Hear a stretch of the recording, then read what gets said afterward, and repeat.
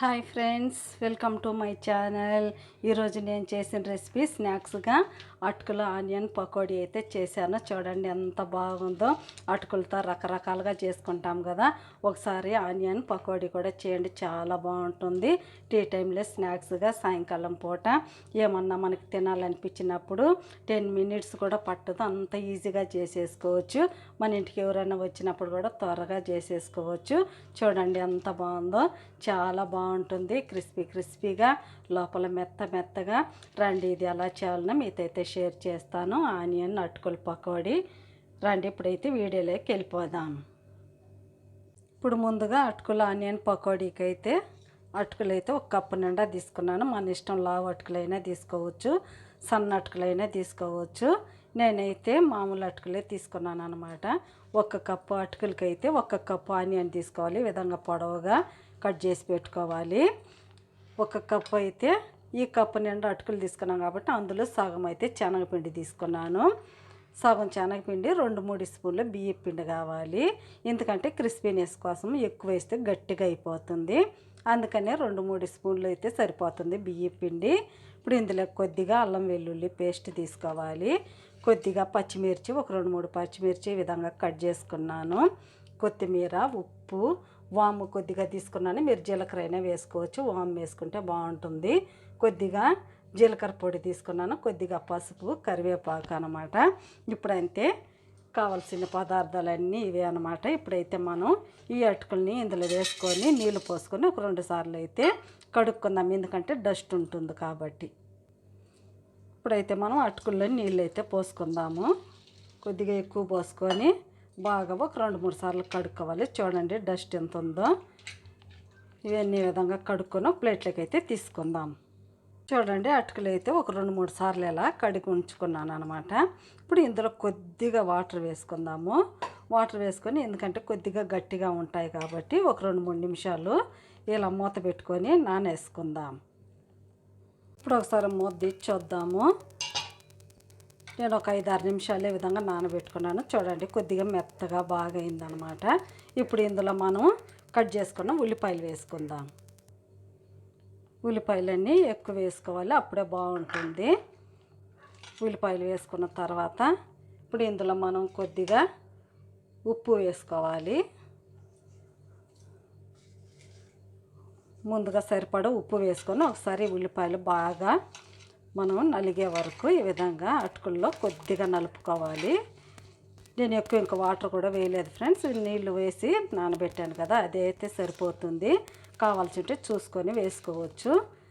ఉప్పు వేసి బాగా అటుకుల్ని ఇలా ఒకసారి కలిపిన తర్వాత ఇప్పుడు మనం ఇందులో శనగపిండి వేసుకుందాము.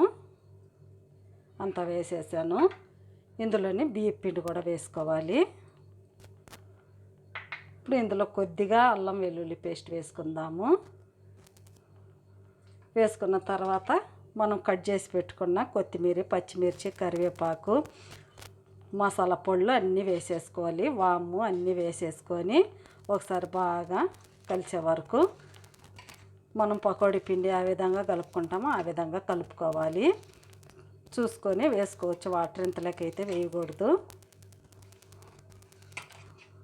బాగా మనకి పకోడీ పిండిలాగా గట్టిగా కలుపుకోవాలి. ఇక్కడ చూపించిన విధంగా చూడండి, నేను వాటర్ కూడా వేయలేదు. ఉల్లిపాయలో ఉండే వాటర్, అటుకుల్లో ఉండే తేమ అయితే బాగా సరిపోయింది.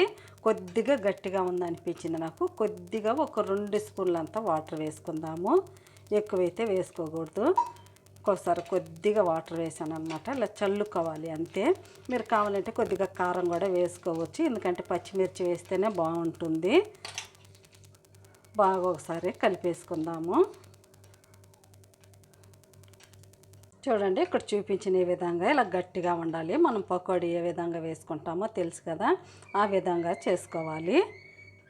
చూడండి మనం ఇలా వేసుకుంటే, ఇలా పకోడీ పిండి మనం ఇలా వేసుకుంటాం కదా, అలాగే ఉండాలి.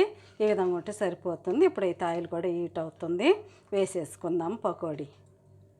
ఆయిల్ కూడా బాగా హీట్ అయిపోయింది. ఇప్పుడు మనం పకోడీ వేసుకునే విధంగా ఈ విధంగా వేసుకోవాలి. చాలా బాగుంటాయి ఫ్రెండ్స్. టీ టైంలో స్నాక్స్గా అప్పటికప్పుడుగా చేసుకోవచ్చు, చాలా బాగుంటాయి. చూడండి ఈ విధంగా పకోడీలాగా వేసేసుకోవాలి. మనకి ఎన్ని పడతాయని వేసుకోవచ్చు. ఇప్పుడే కదపకూడదు, కొద్దిగా కాలిన తర్వాత తిప్పుకుందాం. చూడండి కొద్దిగా అయితే కాలింది కదా. ఇప్పుడు మనం అటు ఇటు తిప్పుకుంటూ మనకు గోల్డెన్ బ్రౌన్ కలర్ వచ్చే వరకు ఫ్రై చేసుకోవాలి. చాలా ఈజీగా అయిపోతుంది. టీ టైంలో స్నాక్స్గా ఈ విధంగా చేసుకోవచ్చు. మంచి కలర్ వచ్చే వరకు అటు ఇటు తిప్పుకుంటూ ఫ్రై చేసుకోవాలి. చూడండి ఇక్కడ చూపించిన విధంగా ఫ్రై అయితే సరిపోతుంది. మంచి కలర్ అయితే వచ్చింది. ఉల్లిపాయలు కూడా బాగా ఫ్రై అయిపోయాయి కదా. ఇప్పుడైతే తీసేసుకోవచ్చు. క్రిస్పీగా పైన లోపల మెత్తగా చాలా బాగుంటుంది. ఇప్పుడైతే అన్నీ ఒక ప్లేట్లోకి అయితే తీసేసుకుందాం. అన్నీ తీసేసుకోవాలి. ఇంకా మిగతా కూడా అన్నీ తీసేసుకొని వేసుకుందాం. అన్నీ అయితే తీసేసాను. ఇంకా కొరవ పిండి కూడా ఉంది కదా, అది కూడా ఈ విధంగా వేసేసుకోవాలి. సేమ్ ఇది కూడా మంచి కలర్ వచ్చే వరకు ఫ్రై చేసుకొని తీసుకుందాం. అంతా వేసేసుకోవాలి. ఇది కూడా మంచి కలర్ వచ్చే వరకు ఈ విధంగా ఫ్రై చేసుకుందాం. అండి అన్నీ అయితే కలిచేసాను. ఎంత బాగా వచ్చాయో. పైన క్రిస్పీగా లోపల మెత్తగా చాలా బాగుంటాయి. పిల్లలు పెద్దలైన ఎవరైనా ఇలా కనుక చేసి పెడితే చాలా ఇష్టంగా తింటారు ఫ్రెండ్స్. చూడండి ఎంత బాగున్నాయో. అప్పటికప్పటికే చేసుకోవచ్చు. ఇవి అటుకులతో చేసామంటే ఎవ్వరు నమ్మరు, అంత బాగుంటుంది. మన ఇంటికి ఎవరన్నా వచ్చినప్పుడు 5 మినిట్స్లో త్వరగా చేసేసుకోవచ్చు. నాకైతే 5 మినిట్స్ కూడా పట్టలేదు, అంత ఈజీగా అయిపోయింది. చూడండి ఎంత బాగుందో. ప్లీజ్ మీకు కనుక నచ్చితే నా ఛానల్ని సబ్స్క్రైబ్ చేయండి, సపోర్ట్ చేయండి, ఇతరులకు షేర్ చేయండి. బాయ్. మళ్ళీ ఇంకొక వీడియోలో అయితే కలుద్దాం. మీకు ఎలా అనిపించిందో నాకైతే కామెంట్లో తెలపండి. బాయ్.